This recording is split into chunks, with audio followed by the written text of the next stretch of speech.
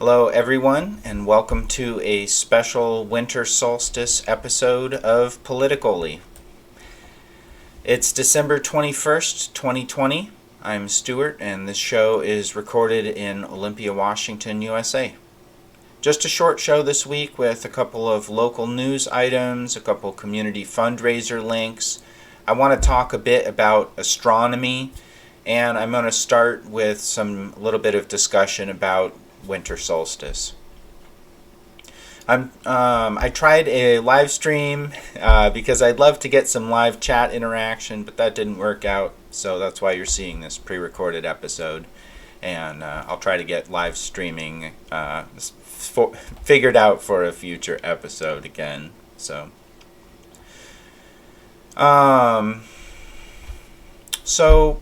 let's start with Winter Solstice. That's today, the 21st here, and I wonder what Winter Solstice means to you. So if you want to comment down below, I'd love to hear if Winter Solstice means something to you, if you celebrate it, or if you don't but you'd like to but you're not sure what to do, or if you appreciate it in some other way. Let me know in the comments. So as for my family, we sort of just treat it like a big winter holiday, right? And we try to do crafts and food and family and tree and all that stuff. So if you think about it, most of the traditional Christmas celebratory activities that we think about, at least here in America, are rooted in older traditions that have more to do with winter solstice. The decorated trees, really giving gifts, especially crafts and food, coming inside and feasting together with friends and family to mark the beginning of winter, storytelling. There are pagan traditions as well as indigenous traditions on this day all around the world, of course. Winter ceremonies, right? So this is a good time for healing teas, warm soup, and spending time with loved ones. Of course, this year is different in many ways. Many of us are staying isolated with those in our households and can't see the people we would normally be visiting with and sharing these holidays and this time with. So many people in our country and around the world are mourning or even grieving right now. And solstice is a time to think about loved ones we've lost, ancestors, friends, and others we've known. Even if we couldn't be there with them before they passed, they stay with us and they're always part of us. Looking back on the year, I'm lucky not to have lost anyone close to me to COVID-19. If you want to share your story, you're welcome to. But my best wishes for your healing as well, whatever your situation is. And this spring, I lost my grandma, not to COVID, but COVID affected the situation, right? Because I couldn't go be with her before she passed, or go have a family memorial. We still haven't done that yet, right? As we await on the pandemic to move along, right? So, and a lot of people are in situations like that, and it's been a tough year for a lot of families, and I know my grandma was loved and lived a full, beautiful life before she passed. Her influence and the influence of all of our loved ones who are passed on lives on through those they spend time with. If you've lost someone this year, I just offer you healing and peaceful energy. The full weight of the tragedy we're experiencing in this pandemic, I don't think, has really sunk in yet for our society as a whole. The pandemic is likely to get worse for a couple of months before it gets any better, and the effect of the vaccines are going to take months or even years to have a significant impact on the whole situation. We haven't really had a chance to mourn those we've lost and find peace. We need to be real about the impact this situation has on us all. And winter solstice is a good time as any to think about that. I've just shared this photo, and I've got a couple others here on my Twitter at Stuart. But I just love these northwest forests. You know, you have these nurse logs and the new tree growing out of the decomposing dead tree as a nurse log, and it's just a great metaphor, if you will, for winter solstice and the spirit of winter solstice. So love that. And here I'll show a couple other recent photos. Here's just down at the entrapped lower Deschutes estuary, or Capital Lake as it were. Just winter colors in the sky. I love this picture of vine maple shoots just growing right through a big old conch mushroom, and they both just keep on growing there. And this beautiful stump mushrooms. So anyway, I'll continue on. With regard to this season and how it's affecting us. So think about what you need. Think about what you can do to take care of yourself and your loved ones. And think about how we as a community can show loving care to those who need it the most. One family friend of ours, Linda Mewherter, for example, started cooking soups with donated food and organized a group to help distribute it to houseless people. Linda and others put a lot of work into this for our community, and now it's grown into a whole nonprofit organization. And so there's a link to that below, and I'll talk more about that in a minute if you want to contribute. But just as an example there. So, you know, we're in dark times both physically and figuratively, but from today forward the days will become longer as we move through the winter towards spring. Let's consider the way of winter solstice, a time where things die away, decompose, and prepare to be reborn as new life in the spring. Let's think about the things in society that are dying or becoming obsolete. Things that are old and decaying. Capitalism, racism, imperialism, colonialism, patriarchy, heteronormativity, gender binary, police, prisons, ICE and border patrol, money, class. Let us imagine composting these things, getting to the real root of them and breaking it down. This is the work we are doing now. In the spring we will be growing new things to take their place. We may not know yet the shape of these new things. We may not yet know their names. What we do know is that new things grow. Living systems adapt and evolve. Let us focus now on the composting of the old, and soon we will be ready to focus on the growth of new systems. Take the movement to defund the police, for example. Everyone in the movement knows that it's a process of transformation, of moving energy and resources from one old bad system to new healthy systems that we know are better for our community. Those are my thoughts on this winter solstice. What are yours? Share in the comments. Now, let's get to a few quick news items and links I've got to share with you all. And then I would like to take the opportunity to talk about something I haven't really on this show yet so much, which is astronomy, given the solstice and the planetary conjunction, right, of Saturn and Jupiter, culminating today in local time zone here. As always, there are going to be links to everything I talk about in this show in the video description below. As a small local channel, I really appreciate every view, like, subscription, and share.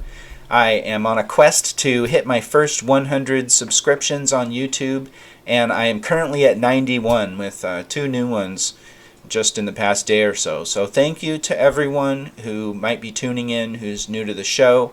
And everyone who has stuck with me and given me, chances over time, as of course I've muddled through all the issues of being a new YouTuber, right, and learning all of these things and improving my show quality over time. So thanks so much, and I will continue to try to build the show and improve as we go. And I've got some ideas to roll out for year 2. If I stick with this, I'm gonna keep improving. And so that will be starting in March. I'll hit the 1-year anniversary of the show, and so stay tuned for more. And also a special thanks today to my wife and my son, who got me new gear for the show for Solstice, like this ring light I'm trying out. You can see right in my glasses if I look up like that. So, and happy solstice to you all. So, the first thing I would like to share with you all is what I mentioned there in the introduction about the local group who is making soup and distributing it to folks in need. And it's called Bowl of Hope. You can find it at bowlofhope.org. And they have just recently turned this into a nonprofit, and just gotten this started thanks to the generosity of folks in the community. And now they're making 300 meals a week through locally sourced produce. And as I mentioned, I know someone involved with this, and they're making some really healthy stuff, and also helping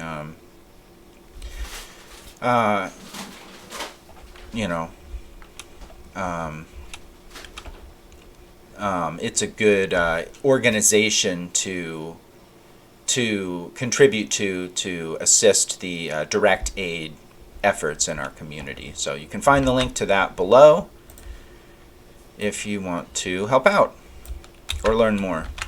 Next, I would like to pull up a link here to Jolt News. That's Journal of Olympia, Lacey, and Tumwater.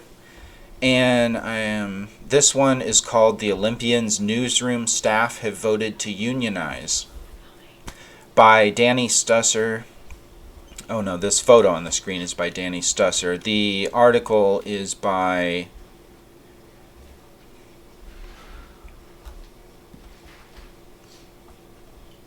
not actually sure. Oh, okay. It's an excerpt from Washington State News Guild. So, but anyway, basically I have sort of trash talked the Olympian in the past, right, for sort of corporate reporting. They sort of kind of rubber stamp the police narrative and just put it out there without really a lot of critical thinking. Many times in the past, and I've had issues with misrepresentations.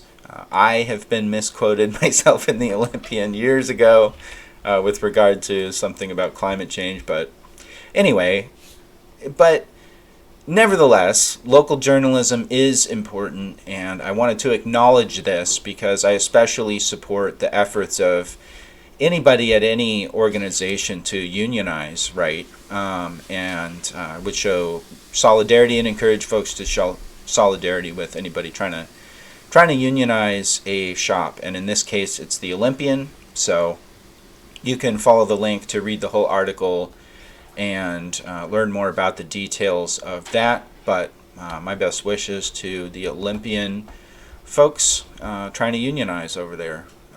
Solidarity. And if I hear more about that story, by the way, I will share it. So I have one more quick story here about a unionization effort. Actually, staffers for Oregon lawmakers have filed to form a union. That's the title here in OPB by Dirk Vanderhart, posted December 16th. But this is talking about efforts of some staff in the Oregon legislature. And folks like this the aides are often not unionized, actually. And so that was news to me. And so, they really ought to be. And so definitely support those efforts as well. And again, follow the link for more of the details on that effort specifically. But if I'm curious now then about the situation in Washington State with those staff and their unionization status. So I'll try to figure out more about that and report on that. And hopefully we can learn from our comrades in Oregon, right? So. Now, back to Jolt one more time really quick for another article. And this is their piece from Friday, December 18th by Cody Neuenschwander about the Olympia City Council position that's open, that they are going to appoint someone to fill, and then they'll have to run again in 2021.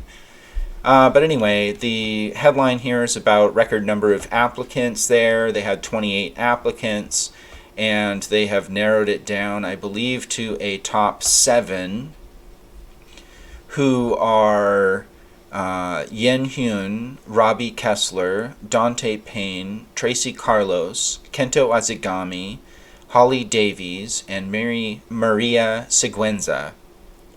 So I look forward to learning more about all of those folks. I am familiar with some of them. For example, Tracy Carlos is a longtime community activist and volunteer for local Democratic candidates and progressive causes. Tracy is a photographer who has documented a lot of marches and events and things like that. So, and I know that Kento as well is a young Democratic Party activist who has also an extensive history of volunteering in the community, and others in there as well. So again, I look forward to hearing more about all of those candidates, and best of luck to them. And I will report more about who ends up getting appointed to that seat. And of course, in general, the Olympia City Council race is coming up, right? Only 2 are not up for election this year, the mayor and one other. All of the other Olympia City Councilors are up for election in 2021. So that's going to be a big story on PoliticOly.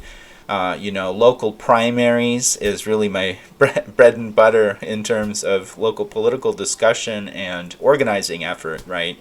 I think the primaries are where it's at, and especially local. So that's going to be a big story in 2021, so stay tuned to that, and thank you to Jolt for their coverage. You can find the link below, so you can check out their journalism and support what they are doing over there. Next, I will pull up a post by Tacoma Housing Now.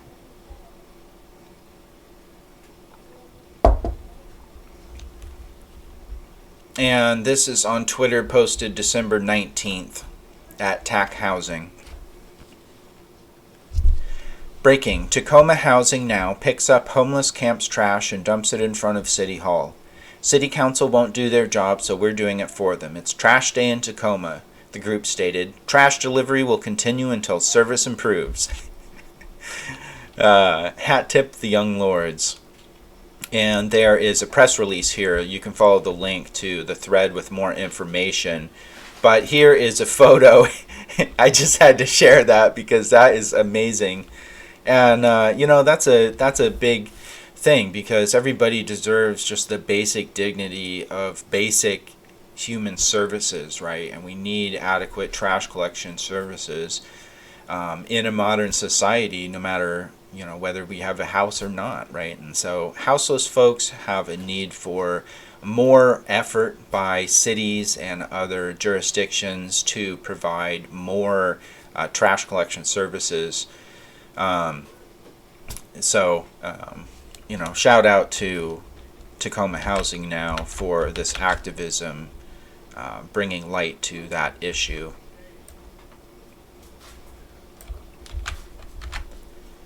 Now I want to share another story here that is both a positive development and also a sad story here. But this is in the Innocence Project, posted on the 18th by Danielle Selby, titled "The Best News I've Heard in All My Life. Termaine Hicks is exonerated after 19 years of wrongful incarceration. Police shot Mr. Hicks as he was helping a victim. After they covered it up, he was wrongly convicted of attacking her." And there's a photo here and showing Mr. Hicks having just been released, and he's his arms are outstretched in the snow, celebrating his release. And this is just an example of the injustice of our legal system. But and I've shared the Innocence Project on the show before, but if you're looking for an organization to support that helps folks that have been really screwed by our system more than anybody else, the Innocence Project is a good one to check out. You can go to innocenceproject.org and follow the link to read the rest of this story, because it's tough. But I just want to thank the Innocence Project for their work and congratulate Termaine Hicks for his release there after 19 years wrongful imprisonment.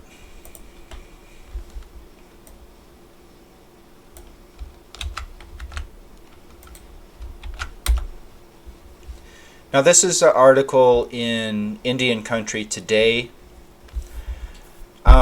And one of the big news pieces this week in national politics, right, was Biden's first administration pick that I think a lot of people across the political spectrum agreed was just a legitimately good pick, which was Deb Halaand for Secretary of the Interior. This is an article in Indian Country Today titled "I'll Be Fierce for All of Us," which is a quote from Secretary Halaand. And I'll just quote real briefly here and we'll discuss. President-elect Joe Biden, in a historic move, has chosen Representative Deb Halaand to lead the U.S. Interior Department. If confirmed by the Senate, the New Mexico Democrat would be the first Native American to serve as a cabinet secretary. "A voice like mine has never been a cabinet secretary or at the head of the Department of Interior," Halaand tweeted Thursday night. "Growing up in my mother's Pueblo household made me fierce. I'll be fierce for all of us, our planet, and all of our protected land. I am honored and ready to serve." Biden confirmed the nomination late Thursday as part of his climate team, which also includes Secretary of Energy, EPA Administrator, Chair of the Council on Environmental Quality, and National Climate Advisor. So, congratulations to Representative Halaand. And the fact that this is a Native American in charge of the Interior Department in particular is very significant. And I've seen folks that I know who are Native American or news organizations from indigenous communities such as Indian Country Today with pretty much positive coverage of this appointment across the board. And so, first of all, I just want to acknowledge that because I think it is significant. The Interior Department has a very long history of being used as a tool of oppression and colonization against Native communities. And so it is very interesting to that we are all going to be watching to see what happens in a practical sense, what Deb Halaand can do to upend the legacy of the Department of the Interior as a colonialist institution. And so I think the significance of that is not to be understated.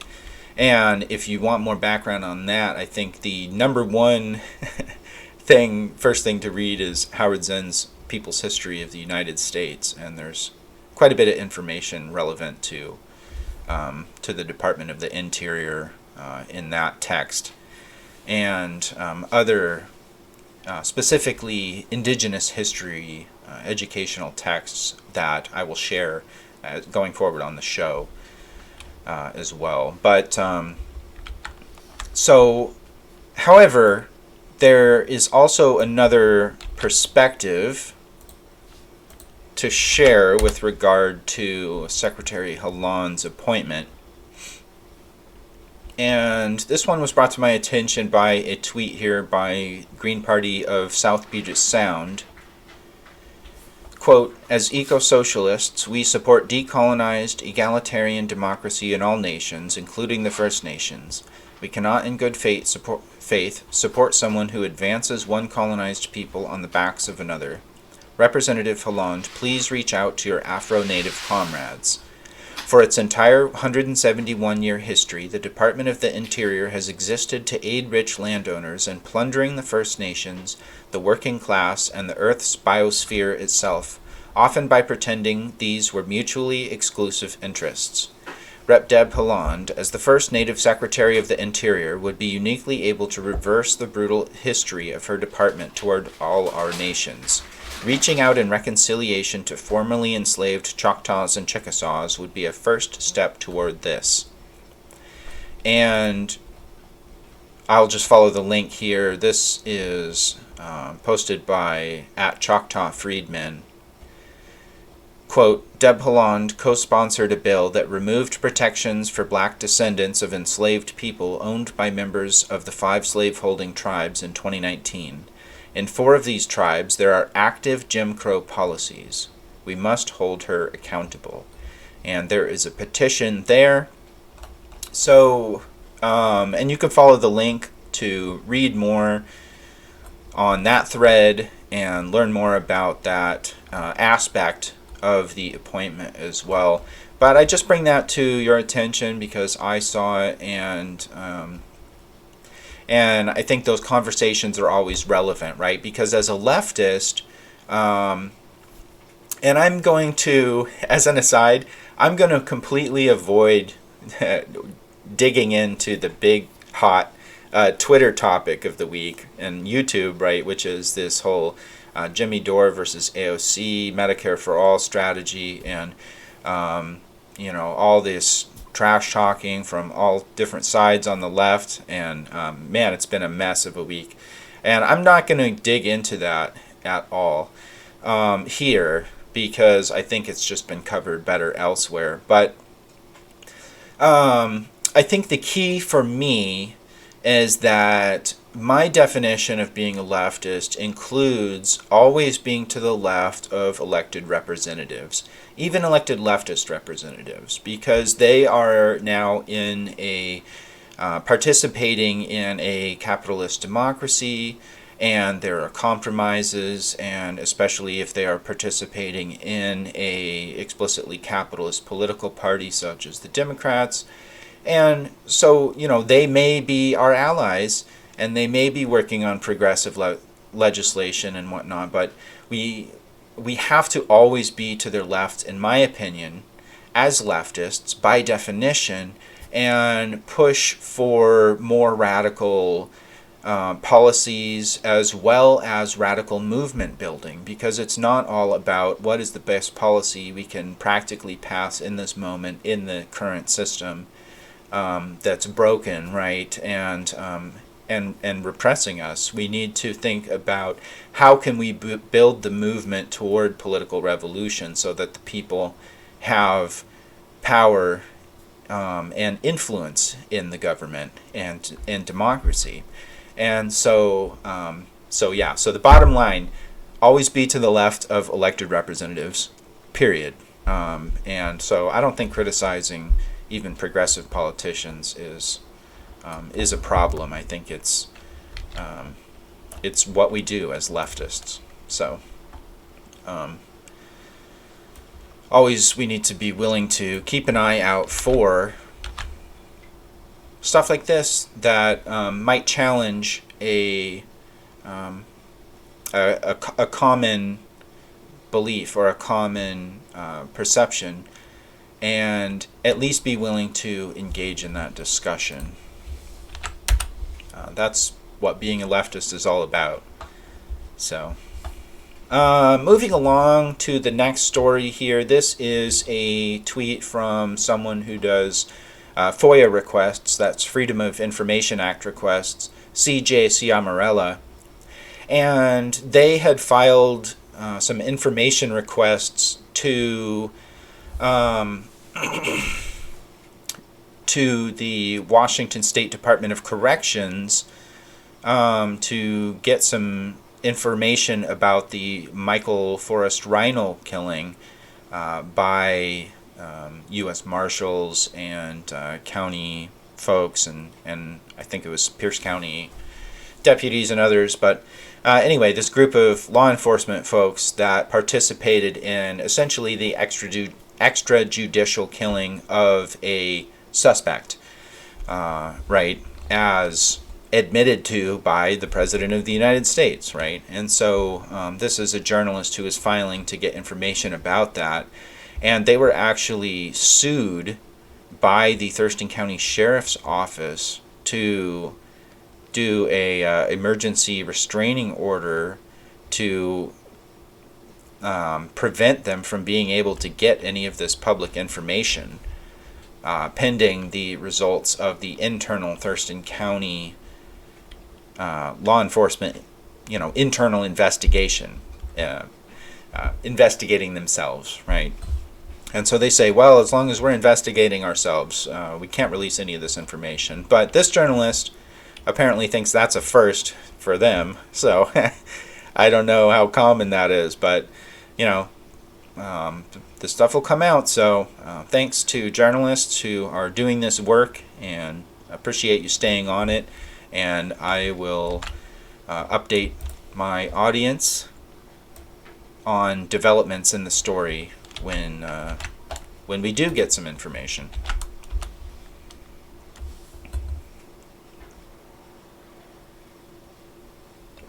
So the Washington State Legislative session starts in January, the 2021 session, and there's a lot going on right now in this season in preparation for that session, right?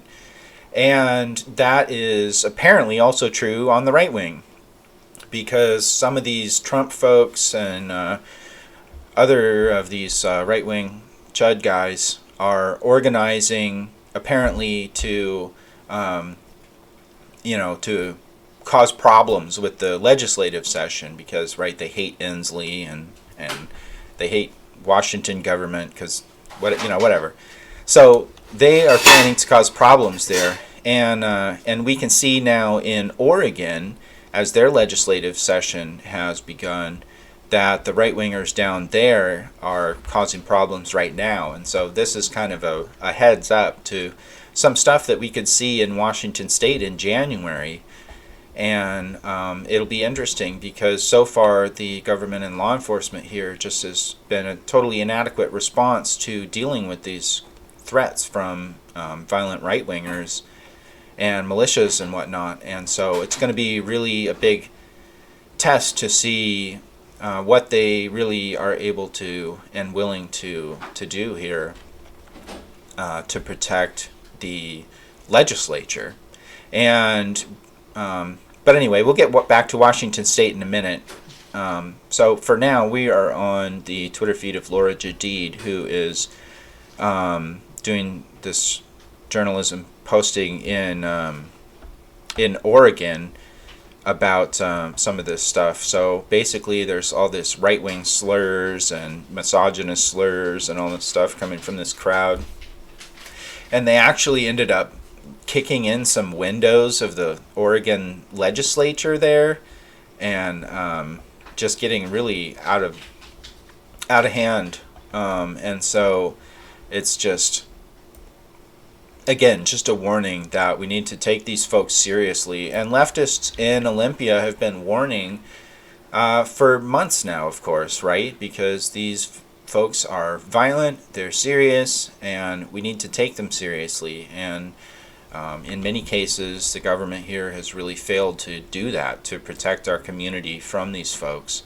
So, but this is a threat that is really obvious, that it's coming up right around the legislature, and these folks go nuts with regard to like partisan stuff, and are fired up about it. And the Culp fans, the Republican governor candidate, are on the same kind of whatever coup nonsense that Trump folks are thinking. And so they are definitely a threat to the legislative session coming up in January.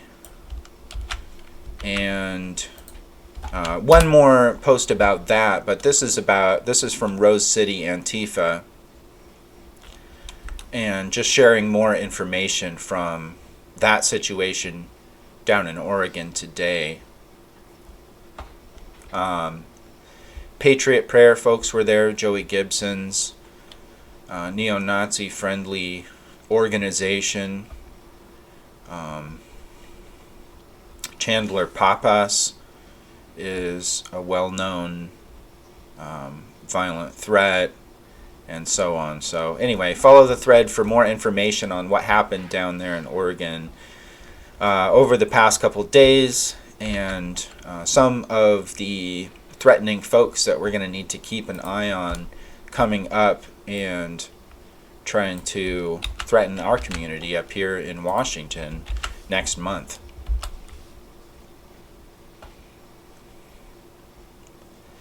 And this is a post on Reddit. I couldn't find the original post of this, so this is sort of just an image that was shared here. But this is what they're talking about here.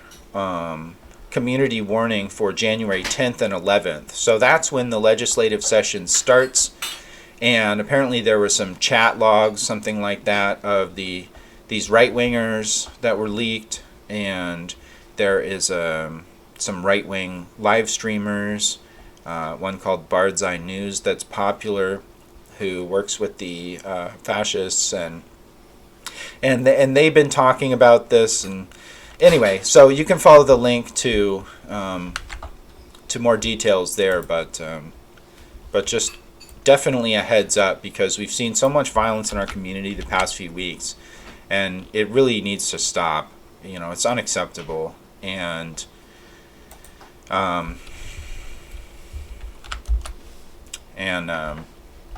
so that's the bottom line going into January there. Anyway, I'll talk about more about that each week, of course, as I have been. But this is an article. Pardon.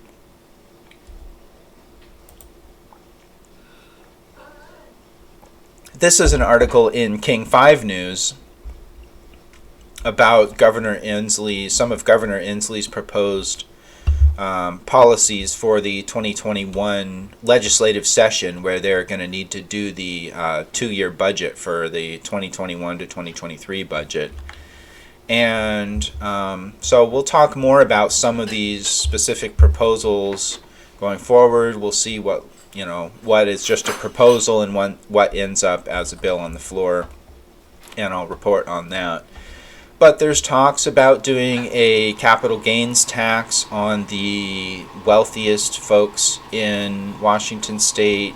There is talk of various pandemic-related funding and increases to unemployment and grants to small business and rental assistance and all this stuff, and housing assistance. Of course, these numbers for housing assistance are just woefully inadequate, of course, to the actual problem, but all this stuff is in conversation, and so we as leftists, again, we always want to be to the left of elected representatives, right? And in this case, what the Democrats are offering here is maybe in the right direction, but it's woefully inadequate to solve the actual problems in scale, right? And what they're doing is they're trying to do little bits and pieces, but what they're not willing to do is take on the capitalist and corporate powers in Washington State in order to really make significant progress as a society. And so we are going to need to look at all these policies, from the aid programs to the tax issues and so on, and just push and push and push left. So I'll be talking more about these issues that are going to come up in the 2021 legislature, and let me know in the comments below what you think is some of the most important legislative stuff going on in 2021 in Washington, and I would love to know your opinion on that, and we will report on that going forward. So let's see. I wanted to share a couple of, well, actually a few fundraisers, right? Because it's the holiday season and a lot of folks are tight on cash right now, and maybe there's a little bit less donating than in many years for a lot of folks, and that's totally understandable. But if you are in a position to contribute to help folks out, then one of the most important and most directly impactful things that you can do with donations is to work on local community direct aid and mutual aid projects and individual fundraising campaigns. So I'm going to share a few of these real quick, and I'm going to just kind of quickly go through them, and then there's links below to all of these, so if you want to find the donation link, just look in the description. So we'll start with this one from Oly Jail Support. And I share this one because they had a different donation link in the past, but they have changed it to paypal.me/Olympia Freedom. And that is the correct, legitimate link there to donate to Olympia bail support projects. So they raised, a bond amount to get someone out on a $45K bail recently, and there's a lot of other situations that they help folks with. So that is one you can contribute to. Let's see what is next. So there's just a couple of local ones. Now this is one of the shooting victims from the shootings over the past couple of weeks. If you want to learn more about these local shootings, if you missed the past couple episodes, you can go back and learn more about that there, the past couple episodes of PoliticOly. But basically, this is just one of the fundraisers for one of the victims. They need to raise $150,000 actually, because the surgery, they were shot in the abdomen and the surgery was so serious. They've got to raise that. So on Cash App, you can donate Unlimited Hands to contribute to that.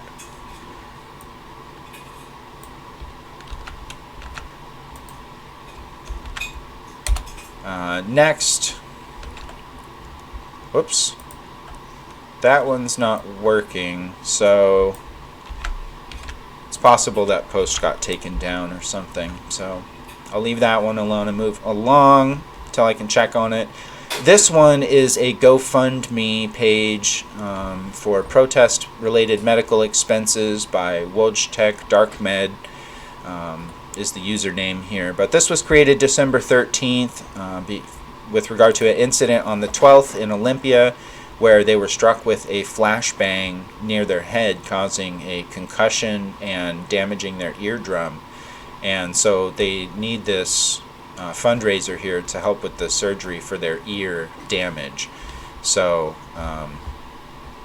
thanks to the comrade to be out there putting their bodies on the line to protect our community, and if you can contribute to that fundraiser. Here's another one titled Local Indigenous Queer Trans Activist is in urgent need of funds for rent, groceries, and a tire for their car. It's a mutual aid request, and you can Cash App or Venmo BENTH0S.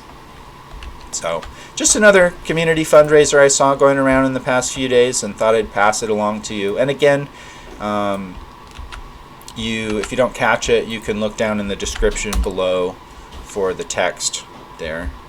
Now, this one is a community event coming up on the 27th, hosted by Olympia Anarchist Mutual Aid Collective, who has been doing some work supporting houseless camps and a lot of other work they've been doing. And so this is a sort of a pride-themed holiday party on Zoom for the community they're doing. So just sharing that event there. So anyway, that's just a couple of quick community links I wanted to pass along. But the last topic I wanted to talk to y'all about tonight is Winter Solstice stuff. Feel like you're being... Hang on. Don't need to add.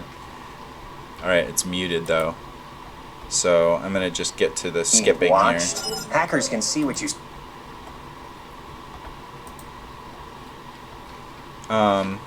Anyway, I wanted to show this. I'm not going to show the video, but you can follow the link to take a look. But you can see here on the screen Saturn and Jupiter, the conjunction tonight, they're calling it, the Great Conjunction. This is when Saturn and Jupiter are as close together in our sky as they get.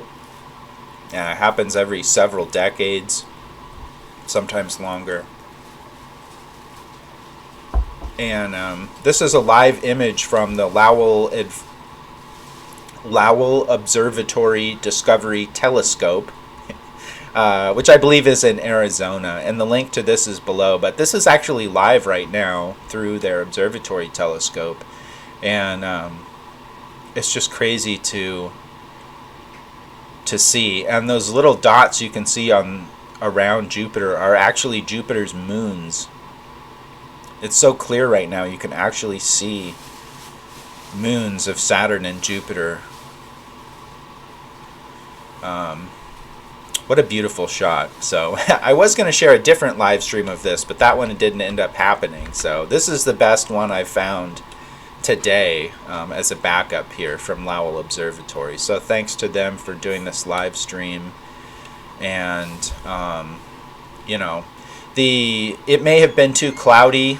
It was here for us to see it here in person, but it may have been too cloudy where you're at. But if so, keep an eye out. If we get a clear day over the next few days or a week or so, Saturn and Jupiter are still going to be pretty close together in the night sky an hour to 2 hours after sunset, wherever you're at. So look southwest and try to see if you can get a look if we get a clear day. So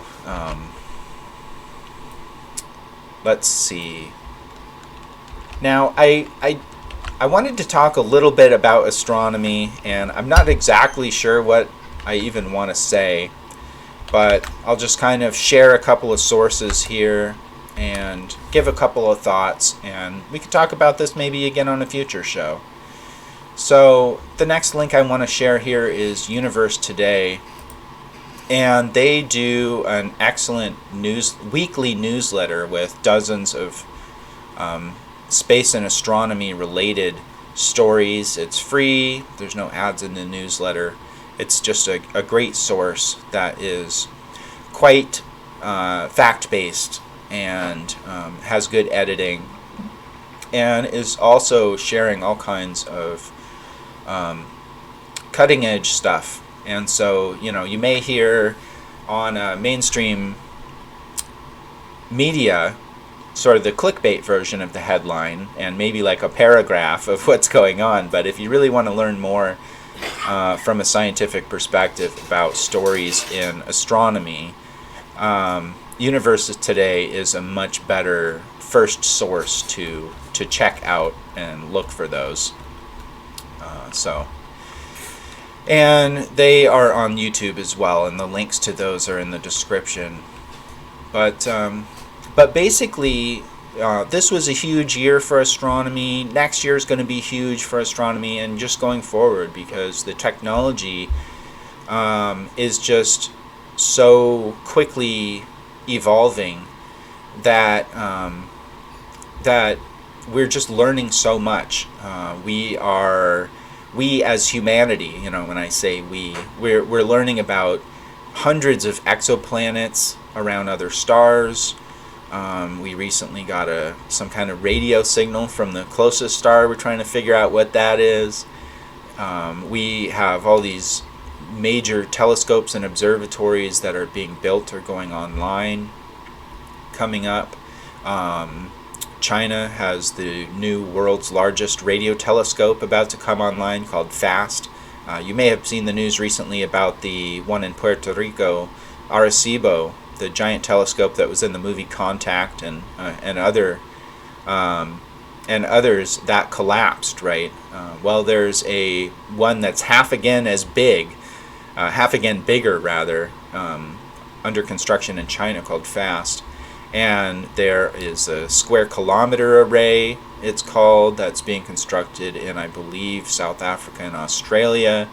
There is space-based observatories. The James Webb Space Telescope just passed one of its final tests before launch, and that is a revolutionary level new space telescope.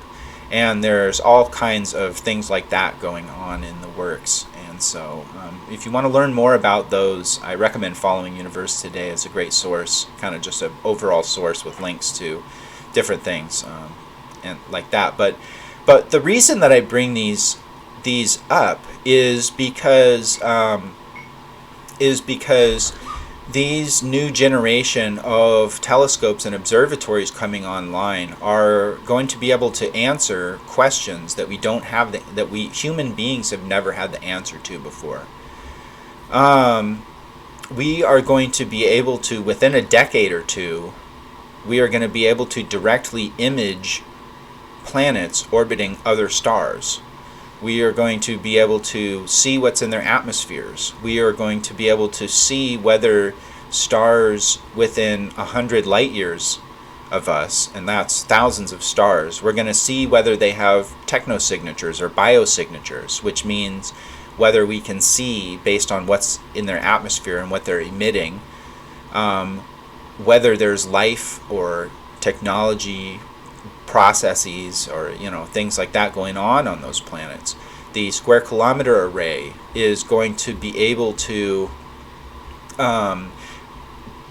basically, for example, you think of all the radio traffic on Earth, like between airplanes and things like that, all the communications traffic.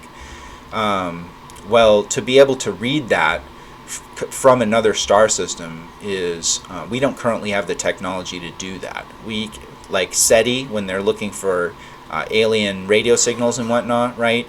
They are pointing these big antenna, and they are looking to try to see if someone's beaming a high intensity signal straight at us, and they would be able to detect that. But they can't look out at all these stars and see, okay, is there like radio traffic there? Do they have airplanes flying around and they're communicating with each other? We can't see that yet, but we are going to be able to. in a decade or two. And so we may know whether we are alone in the universe or not with regard to intelligent life.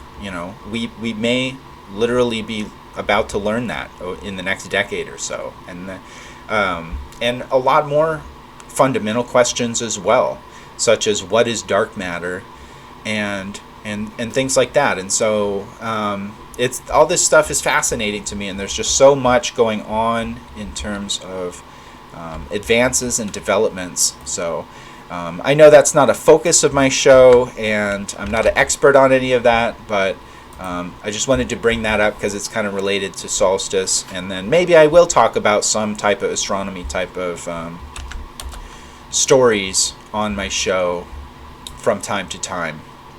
So one channel, if you want to learn more, a podcast recommendation for the week from me is Astronomy Cast, hosted by Fraser Cain and Dr. Pamela Gay.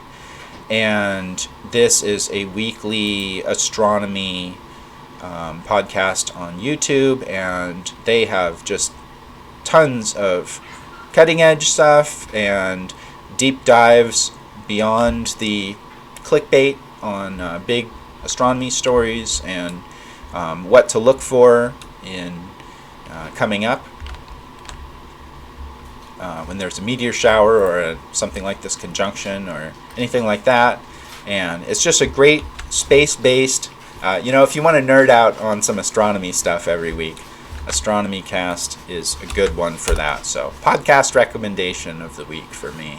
And then, as I mentioned, Universe Today is on YouTube as Fraser Cain, who is the publisher.